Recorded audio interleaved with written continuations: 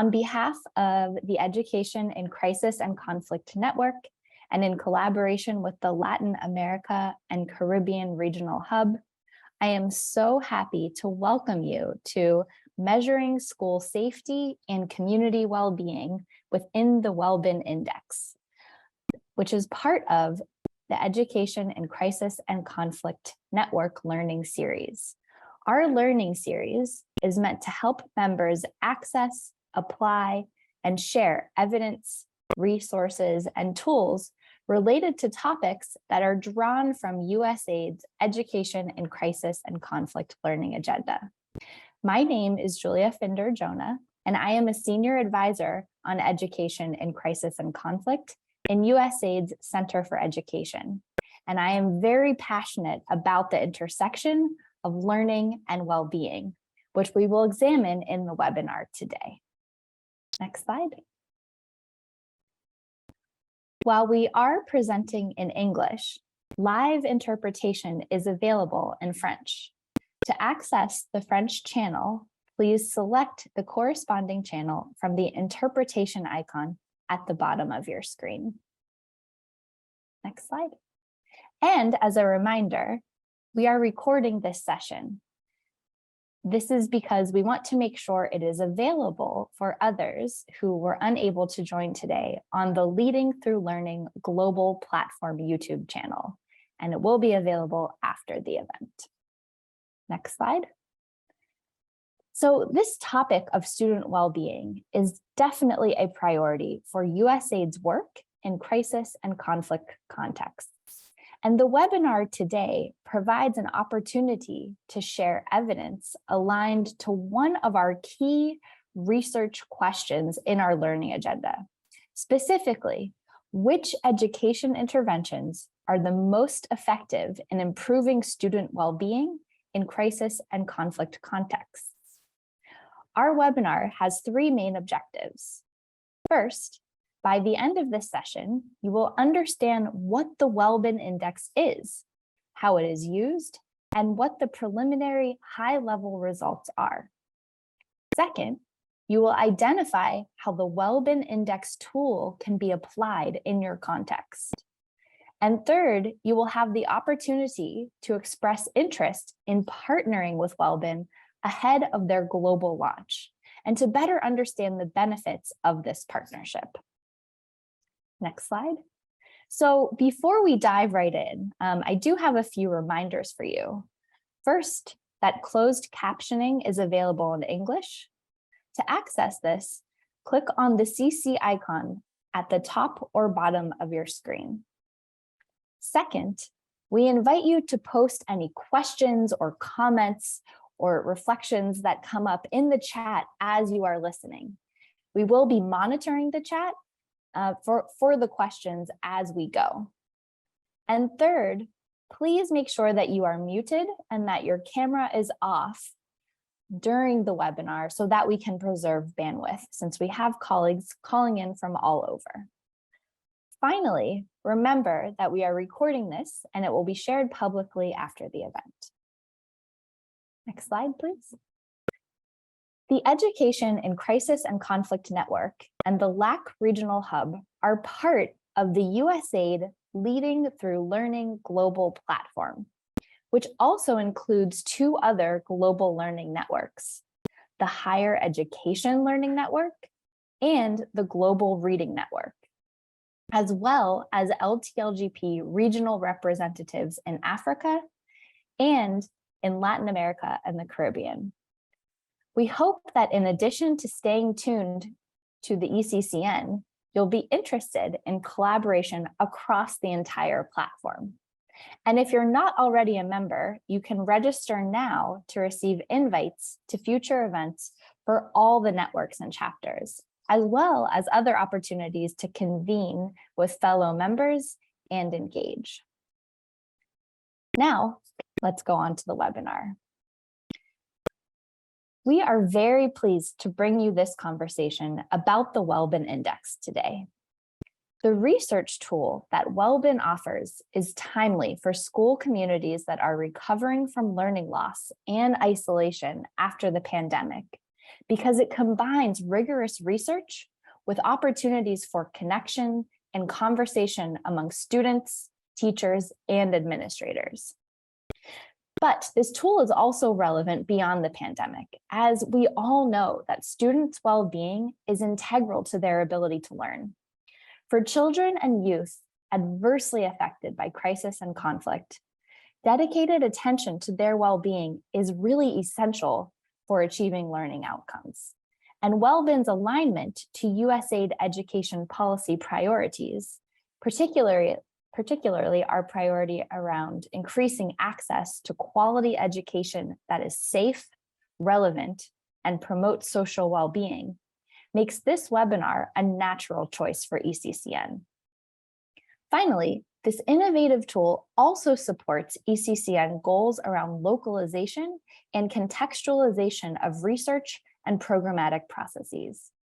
When used longitudinally, the Welbin Index can also contribute to our education and crisis and conflict learning agenda questions around the impact of well-being interventions, as well as questions related to data, such as what are the best indicators, both standard and customized, methods and tools to monitor, measure, and evaluate the outcomes and impact of education interventions in contexts affected by conflict and crisis. And also, what are innovative approaches to and methods for collecting reliable education data in complex and changing environments affected by crisis and conflict? So now it is my pleasure to hand it over to Dr. Tobón García, who is the founder and director of Welbin, to tell his story. Over to you, Daniel.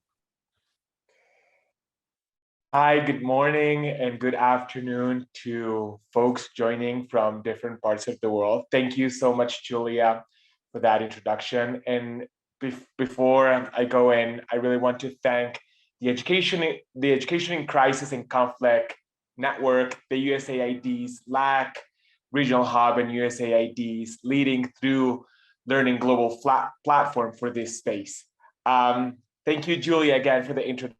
And I'm really glad that you made the connections between safety and well-being in schools with the learning agenda, as I believe this is a meaningless divide that does not really support the lives of children and adolescents in its integrity. I will dive deeper into this later, but I really want to share that the evidence has shown that when a child is safe and healthy, they perform better at school. But also, when a child receives a quality education in a school that acknowledges the importance of well-being, they also enjoy a better life. So before I get into the meat or the tofu of this conversation, I want to introduce myself. As you heard, my name is Tobón García, and I'm incredibly obsessed with making sure that all children and adolescents feel safe, happy, and protected, especially as they go through school. And this is particularly important to me because at one point, I remember it was 2007. It was right after I finished high school. One day, I found myself unable to move, laying in bed, asking myself if my life was worth living. And I really understand that question and that Daniel of 2007. It had been years that felt like a lifetime resisting heavy bullying in middle and high school. I can still hear the names or the voices of my peers calling me names whenever I spoke up in class. I can still remember the faces also of some of my teachers, which made me understand that it was only up to me to endure that process. I really do not remember at that moment having huge ambitions or being able to speak before a big crowd like I'm doing at the moment. I just wanted it all to really end.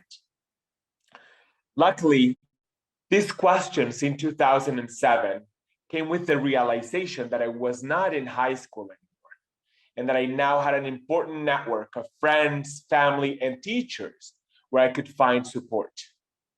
So I really got up, found professional health, and went on to find my passion. And then I became a medical doctor. As I went on to work on the health and well-being of adolescents, still when I was a student, I gained consciousness about the many situations that put the health and the lives of children and adolescents at risk beyond mental health. Questions of whether life was worth living continued to visit me, but they visited me in a different way.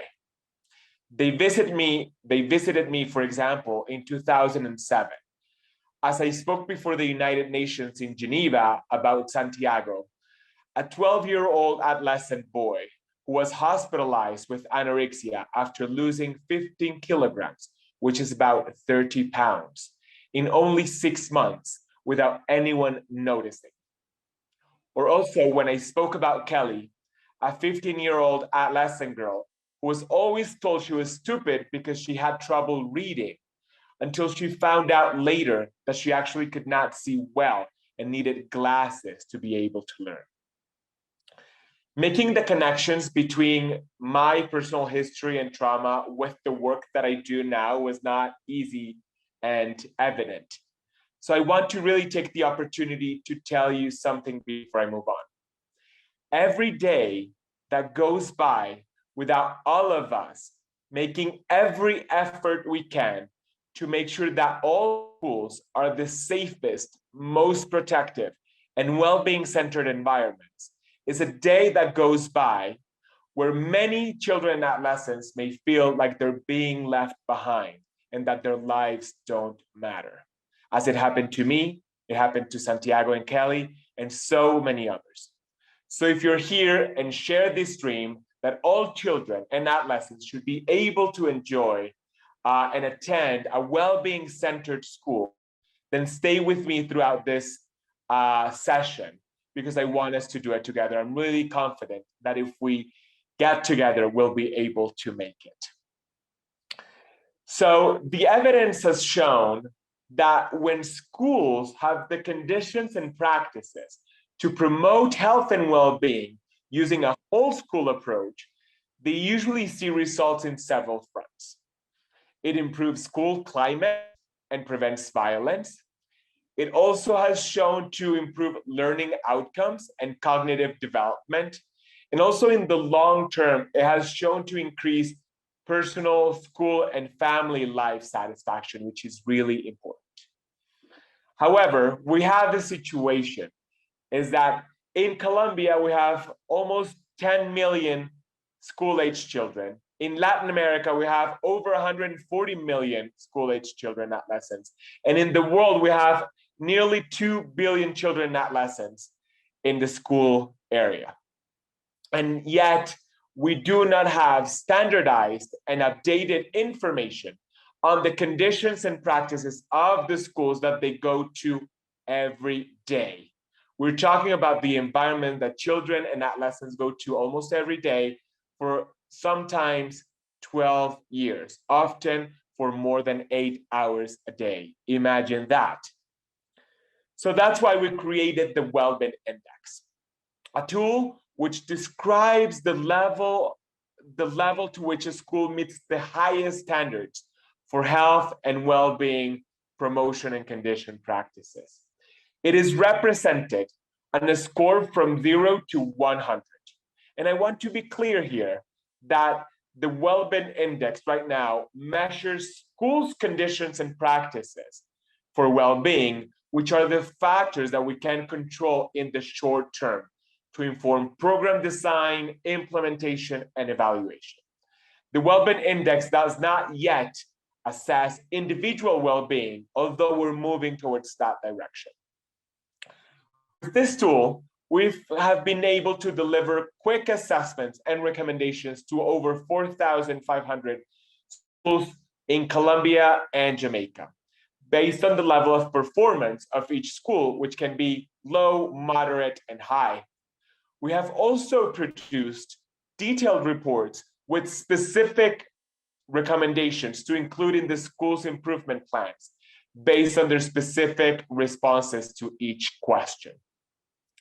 We can calculate this based on a self-assessment survey that is intended initially for school principals, although we strongly recommend that school principals do it in consultation with representatives from the school community, that is, students, families, and teachers. It usually does not take schools more than an hour to fulfill the survey, and it delivers an automatic, free, and confidential report to inform decision-making.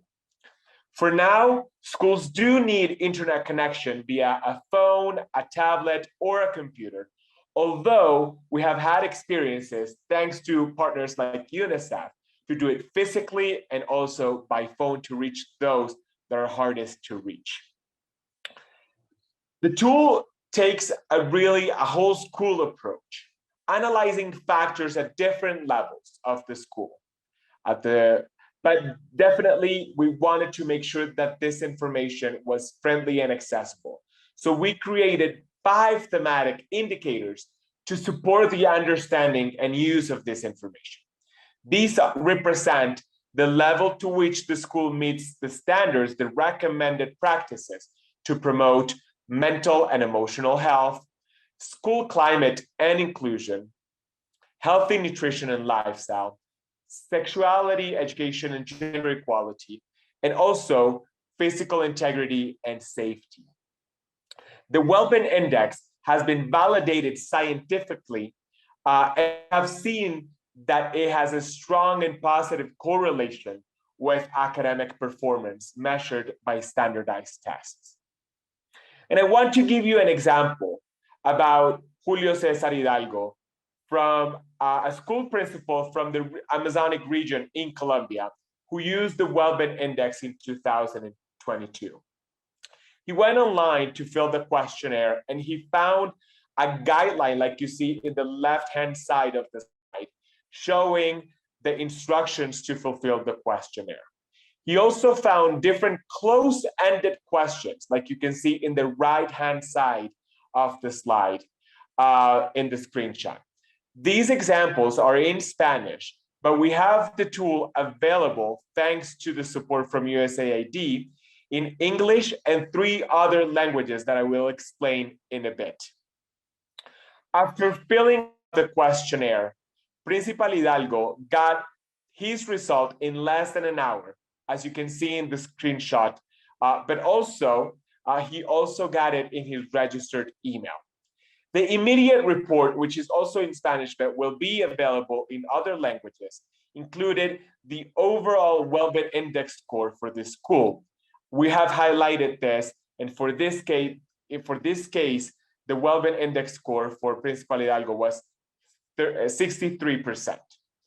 Also, he got the level of performance according to our historical data.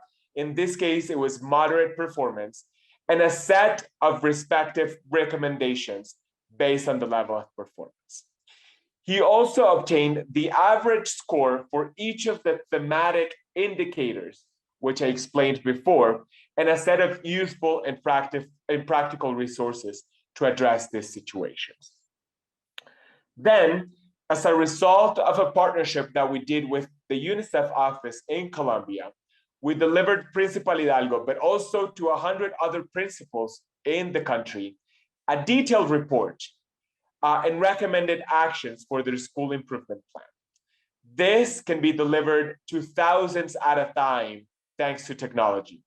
The report included a general introduction and rationale of the methodology, also a detailed picture of the results overall and per area with comparisons to other schools, anonymously, of course, and then a set of recommended actions and resources for each thematic area. So after explaining or showing you that example of how that looks for a specific school, I want to share with you high-level results from our last version that we implemented in Colombia in 2022. Last year, 1,556 schools participated and used the Welbin Index in Colombia to get immediate reports. These schools were rural and urban, but also public and private schools from over 300 municipalities. These schools served over 1 million students, which makes up to 11% of the total number of students in the country. An important number or percentage of these students that attended these schools were migrants and also lived with disabilities. And an important thing to mention here that we should all take into account were the contexts that these schools were at. These schools were located 43% in areas where drugs were being sold. 25% of the schools were located in areas with organized crime. 15% were in areas where there was active armed conflict. And 12% were facing risks from extreme weather events like floods. Overall, the average school score for the Welbin Index of these schools was 50%. This means that on average, these schools only meet 50% of the recommended conditions and practices to integrally promote the health and well-being of their school community, with important gaps that we found between public and private schools, as well as between rural and urban schools. School climate was considered a priority, and 96% of the schools had protocols to manage school violence situations. However, only 19% of these schools had concrete mechanisms to identify cases of violence and refer them for appropriate care. Mental health was also considered the #1 priority for teacher training in these schools. So schools said that their #1 priority to train their teachers was on mental health. But only 40% had trained their teachers on social and emotional learnings as one approach to mental health. And also the majority lacked mechanisms to identify potential problems and cases of mental health, and also do referrals for appropriate care. We also found that hand hygiene promotion was one of the activities that schools did the most. 79% of these schools conducted these actions regularly, but public and rural schools showed that they didn't have the minimum amount of toilets per community. And also we found that many schools did not have access to safe drinking water. And while 70% of the schools reported doing activities to promote menstrual health, we found that only 18% had trained their teachers in the last 2 years on the matter. Lastly, as you heard me before, while school surroundings are often unsafe, 37% only of schools had trained their teachers on emergency responses. So 2 messages came really clear after last year's implementation of the Welbin Index. First, it is that 8 out of 10 schools said that they felt that they were not adequately supporting the social, mental, and physical health needs of learners. And this is an alert for all of us. These schools need contextualized support. Also, we're very confident and inspired because so many schools and now countries are interested in assessing their school conditions for well-being to make better and more informed decisions. We're all in this together to ensure that every child and adolescent can feel safe, happy, and protected, especially as they go through school. And that's why we're so inspired by the increased support and interest in this assessment. So I want to tell you a bit about our plans for 2023. It is that more schools are able to conduct their self-assessments to get immediate, free, and confidential reports and recommendations to improve the health and well-being in their specific context. Remember that this was built based on global standards, so it can be applied in every context. We will continue to implement the Welbin Index in Colombia and Jamaica with support from the Ministries of Education, NGOs, and school organizations. But we're also making the Welbin Index available in more languages thanks to the Education in Crisis and Conflict Network, the USAID's LAG Regional Hub, and the USAID's Leading Through Learning Global Platform. Available languages will be French, Portuguese, and Hindi, apart from the current versions that we already have in English and Spanish. So we want you to join us in making these assessments available to every school to strengthen their and your understanding of school conditions for safety and well-being, because that will help us shape our interventions based on evidence and the specific needs and gaps of schools. When they do this, every school will get an immediate, free, and automatic brief report with their overall performance, as well as with their thematic indicators and scores and general recommendations. For organizations that count with participation of more than 10 schools, we will also provide an aggregate report with findings, which can be useful for your organizations. And for every country with participation of over 100 schools, they will also get an aggregate report with findings and recommendations. We want to democratize this evidence. So we're now going to transition into an interactive discussion about school safety and well-being in your context, and how tools like Welbin Index can really help to address this. If you cannot stay for the second part of this webinar, or as I call it, the Welbinar, please use this QR code or link to give us your information, your contact details, and we will reach out to you separately.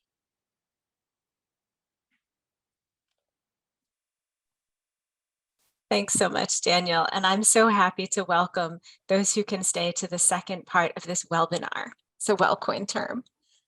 So my name is Kate Lapham. I'm the lead for the Education in Crisis and Conflict Network. I'm thrilled to see you all here today. And we're going to transition into a plenary discussion. We want to hear from you about what you are currently doing in your programs and country contexts around school safety and well-being.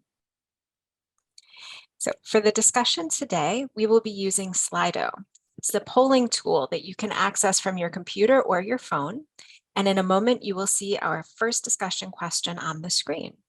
To add a response, you have choices. You can scan the QR code that you'll see on the left, or you can go to slido.com and enter the numeric code provided on the slide. We recommend that you use your phone to do this so that you don't lose the Zoom window. And so now let's jump into our first question. How are you adapting programs to the specific well-being needs of schools and learners? Go ahead and scan the QR code in the upper left corner that you can see on the slide, or visit slido.com and enter the numeric code 1769597.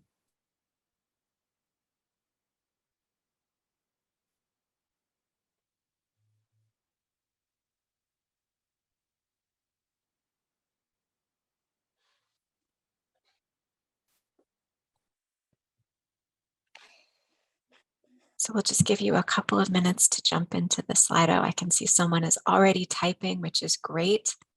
The access information is in the chat as well. So please let us know if you're having any difficulty accessing. Thank you, Kate. And also, if you have issues with accessing Slido, you can be sure to include your answers in the chat box, and we'll be sure to read them.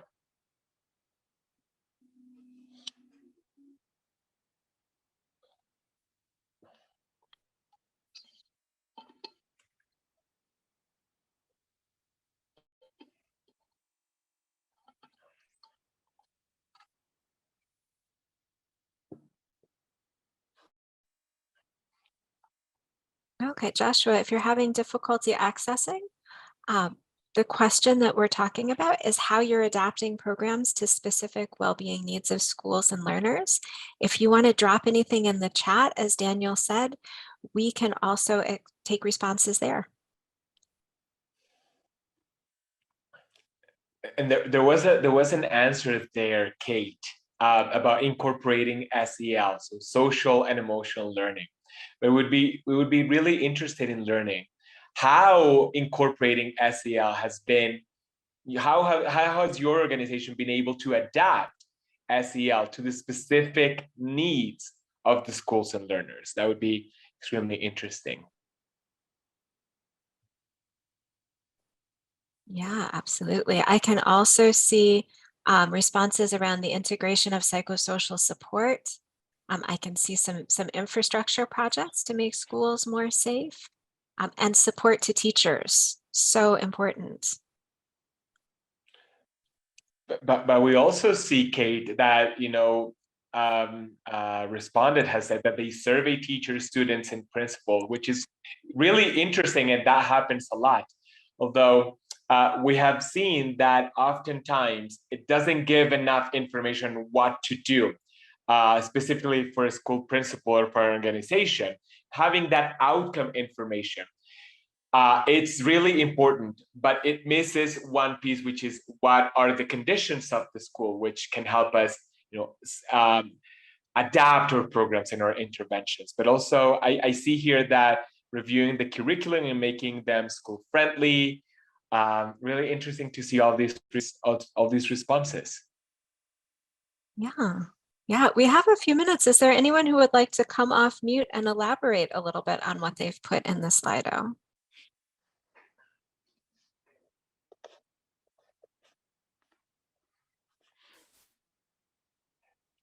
Really interested in the comment from Jamil's in the chat from GLOA in Cameroon. They've been working with schools to promote access to wash in schools. And we have a situation, I don't know how that is, but in the region of Latin America and the Caribbean, and I know in many other regions, we do not have information on how many schools have access to water.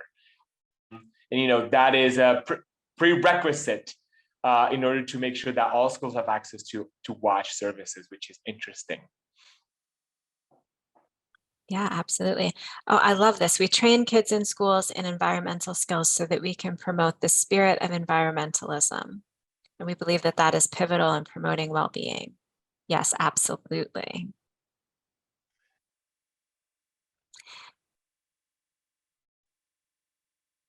In the chat, also Joshua is sharing that in Malawi, they have trained some teachers on comprehensive sexuality education and have provided some materials on gender-based violence, which is also a great adaptation.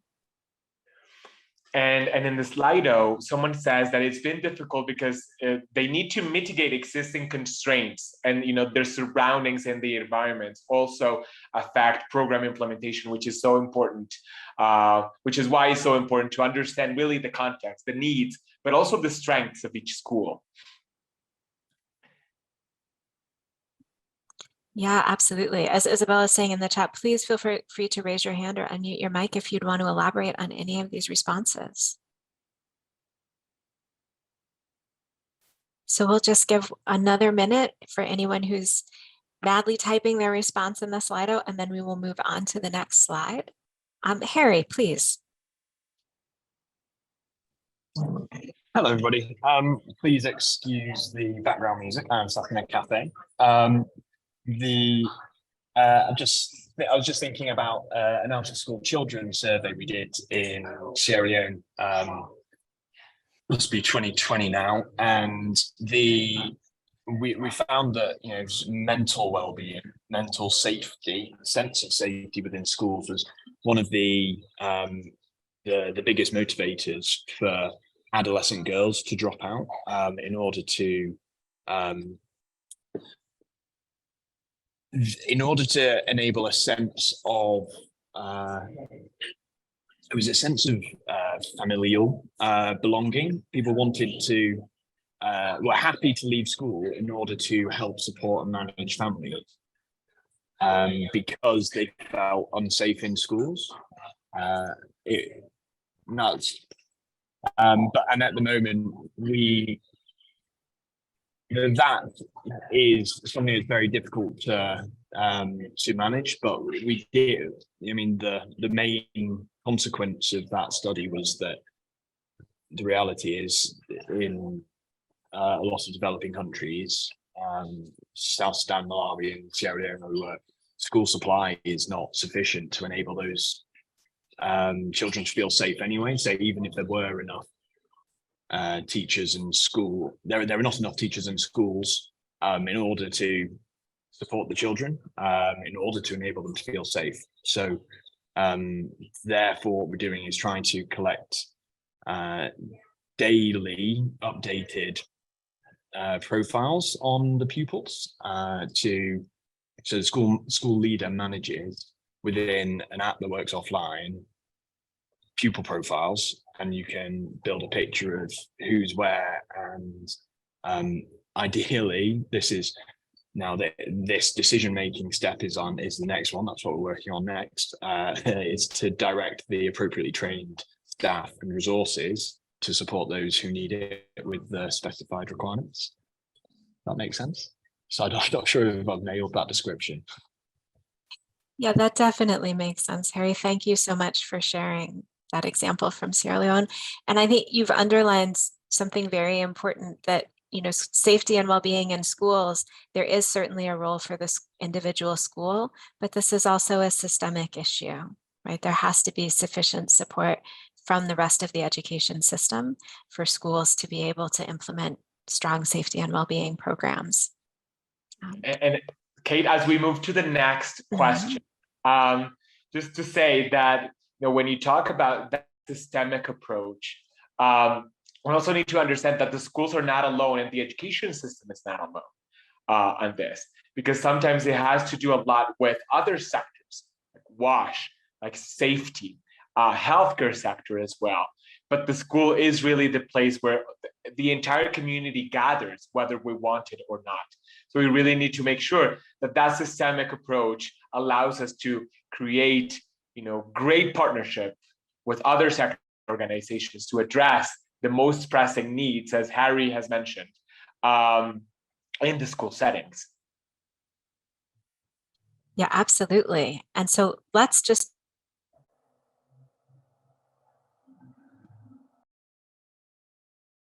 Absolutely. So let us jump into this next question, which is how you might use the Welbin Index tool for your programs or context. So again, to join the Slido, you can use the QR code, or you can go to slido.com and enter the code. If you're already there, you might need to refresh your screen. And I believe that the link to the Welbin Index in Spanish and English has already been shared in the chat, but perhaps Isabella will do that for us a second time.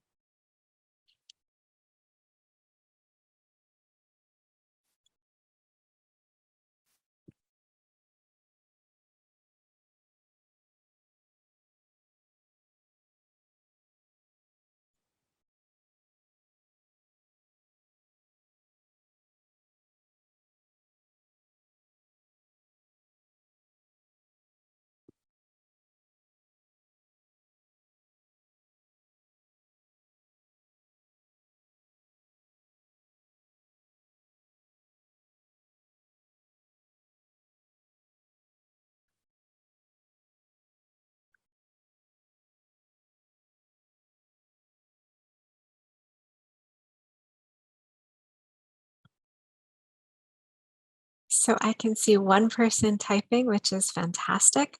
If you're having any difficulty accessing the Slido, please also feel free to put comments or questions in the chat. So I can see a question from Richard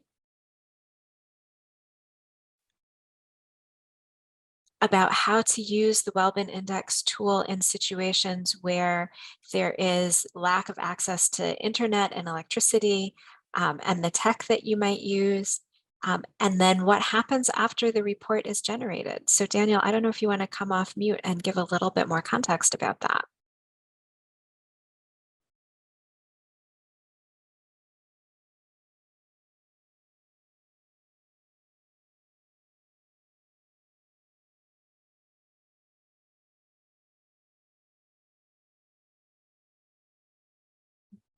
And while Daniel thinks about that response, I know there's also in the chat that Welbin it could be a critical tool in curriculum evaluation and implementation, which is great. And that you could share with your member schools in various settings. Also fantastic to share. Sorry, Kate, I might have missed. I had a difficulty with my audio, but could you repeat the question, please? Thank you. Yeah, absolutely. And it's very apropos because the question is about how you might use the Welbin Index in rural areas where there are challenges with internet and electricity, and the tech that you might be using in more urban areas. And then also what happens after the report is generated. So thank you so much for that question. That is a really important question. We have been able to use it in rural areas where access to internet and electricity, sometimes it's difficult. And we've done it in partnership with organizations in the ground and also with local governments. So as I presented before, we have been able to print the questionnaire. It is a form for Harry who asked this question as well in the chat. It is a questionnaire that is at the moment online. It can be used via phone, a tablet, or a computer, but it can also be printed out. And thanks to partnerships that we have done with local governments and local organizations, we've been able to implement it physically and then type it up to get the results, and also by phone. Just to share that in our experience, school principals have been able to access it via a phone, even in rural and distant areas.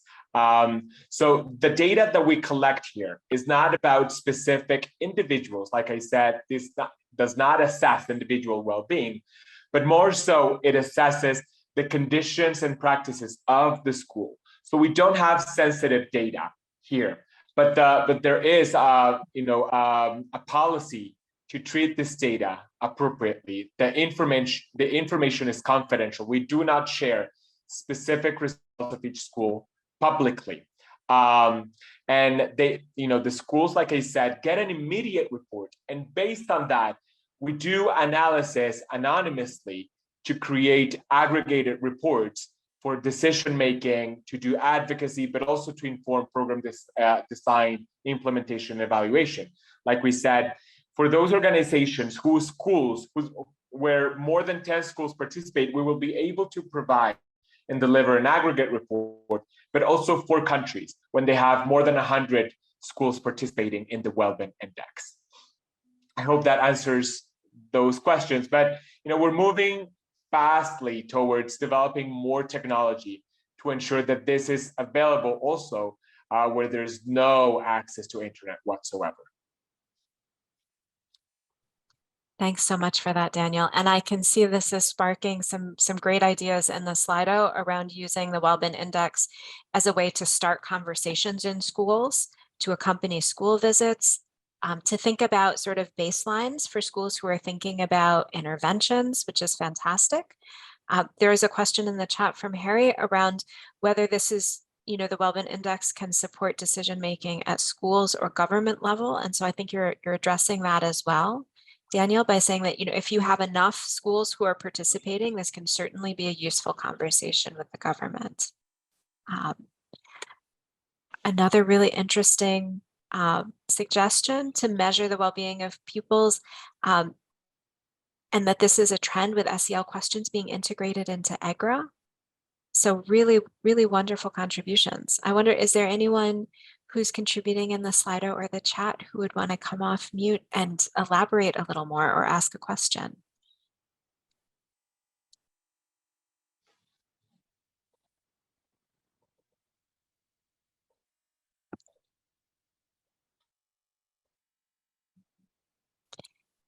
So there is a question in the chat.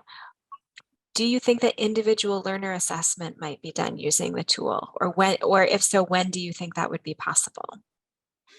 That's a very interesting question. We want to have it ready now, but we're still in the process of validating. We will start with some assessments specifically on mental health and school violence, because that's an important thing that has come up in many of our conversations.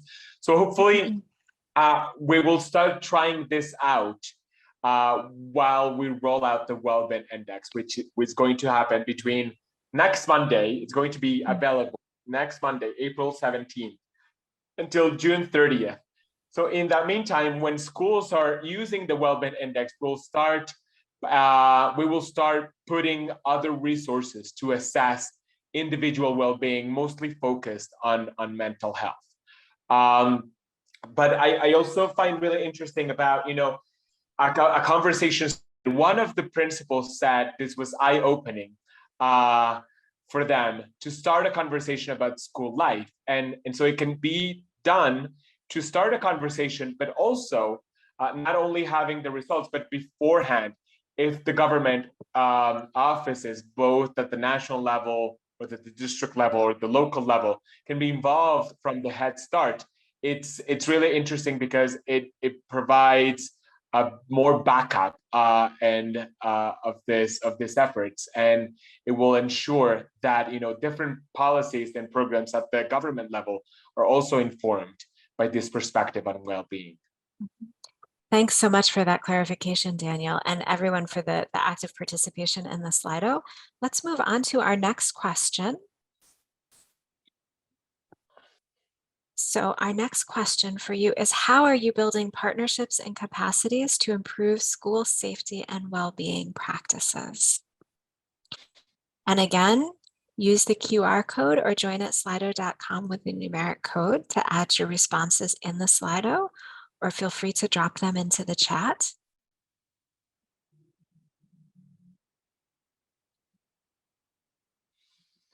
I see a question from Harry on the chat while people participate in the last Slido question. We have produced template plans, but not learning plans, but school management plans or school improvement plans to include school safety and well-being. So we have done that, and we have. Based on the evidence that we've gathered, we have created different programs and learning plans for specific issues. For example, mental health and sexuality education, which are delivered through WhatsApp. Right now, so you said, would you be willing to use individual data for referrals? I'm not sure I understand the question, because at the moment we're not collecting individual data. So I'm not sure I understand that part of the question, or linking to CP case management systems. If you can clarify that, that would be extremely useful, Harry. And I also see that Richard Tusabe has a question.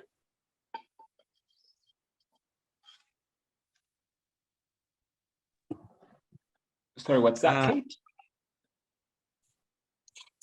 I think that Harry has responded in the chat about the data collection, and that perhaps Richard Tusabe has a hand raised and would like to ask a question. Okay, thank you very much. I don't know whether I'm audible enough. Yes, we can hear you.